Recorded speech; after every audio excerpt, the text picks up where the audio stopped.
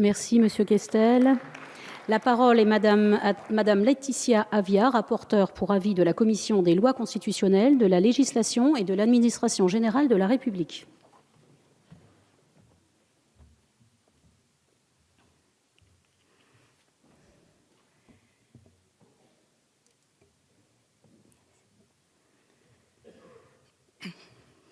Madame la Présidente, Madame la Ministre, mes chers collègues, le budget que vous nous présentez, Madame la Ministre, est à la fois ambitieux et équilibré, tourné vers l'avenir, tout en garantissant la mission première de nos institutions judiciaires. C'est un budget d'une progression significative, tout en étant que la première étape, le marchepied qui donne de l'élan à une réforme plus profonde qui sera portée l'année prochaine à travers la loi de programmation et les conclusions des 5 chantiers de la justice que vous avez initiés. Ce budget est celui de la transformation numérique du ministère comme préalable nécessaire à la transformation numérique de la justice, avec une augmentation de plus de 20% des crédits informatiques. Car il n'est plus concevable que nos juridictions soient si éloignées du monde dans lequel nous évoluons, avec du matériel et des logiciels non adaptés, des obligations d'archivage papier qui encombrent les juridictions, une multiplication des modes de saisine qui doublent la charge de travail des fonctionnaires. Loin d'être ce que notre collègue à mon extrême droite qualifiera peut-être tout à l'heure de gadget, cette transformation numérique va permettre une mise à niveau des moyens de la justice pour passer de l'ère informatique à une véritable ère numérique, postes, outils, réseaux, serveurs et personnel dédié et enfin digne du XXIe siècle. C'est une nécessité absolue lorsqu'on sait qu'une panne informatique a pu bloquer le TGI de Créteil pendant 4 jours consécutifs en raison de logiciels obsolètes et de l'absence d'informaticiens sur place.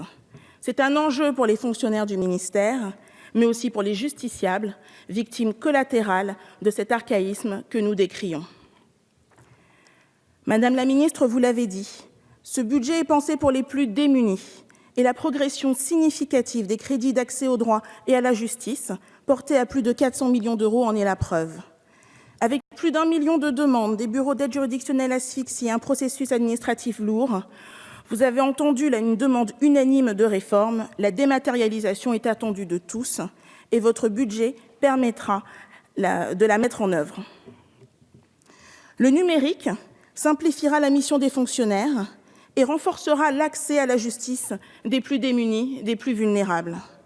Mais il faut aller plus loin, car aujourd'hui, de trop nombreux justiciables renoncent à faire valoir leurs droits pour des raisons financières, mais aussi parce que nos procédures sont lourdes, complexes et longues. C'est un enjeu d'accès au droit qui se manifeste d'autant plus dans les litiges à faible enjeu financier, dits litiges du quotidien. Il faut réconcilier les Français avec le service public de la justice, à l'heure où ils se tournent vers des services privés sur Internet de gestion de leurs contentieux. Mais il faudra aussi veiller à ce que ce souci d'efficacité ne s'opère pas au détriment des plus fragiles de nos concitoyens, qui sont éloignés du droit, du numérique, et auront toujours besoin d'accompagnement.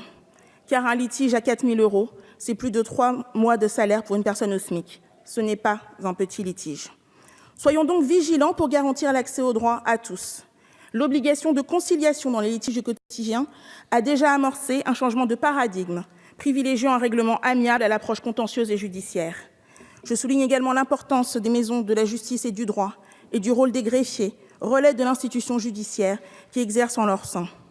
Sans oublier les conseils départementaux de l'accès au droit, vecteurs essentiels de proximité dans la compréhension et la mise en œuvre des droits qu'il faut encourager et renforcer afin qu'ils ne soient pas la variable d'ajustement de budgets locaux.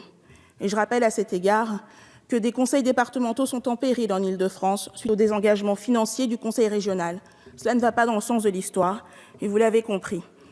Voici donc, Madame la Ministre et chers collègues, les éléments que je souhaitais porter à votre attention.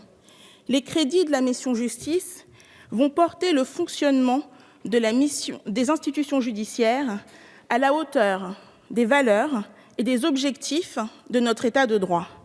7 milliards d'euros pour une justice du XXIe siècle, moderne, efficace et qui fait de la protection des plus fragiles sa priorité.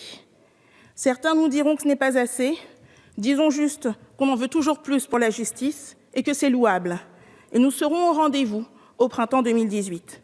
Mais commençons déjà par voter ce budget qui donne un élan à cette réforme qui arrive. 7 milliards d'euros pour donner les moyens de mettre en œuvre une réforme profonde et ambitieuse. C'est une priorité du gouvernement que nous partageons.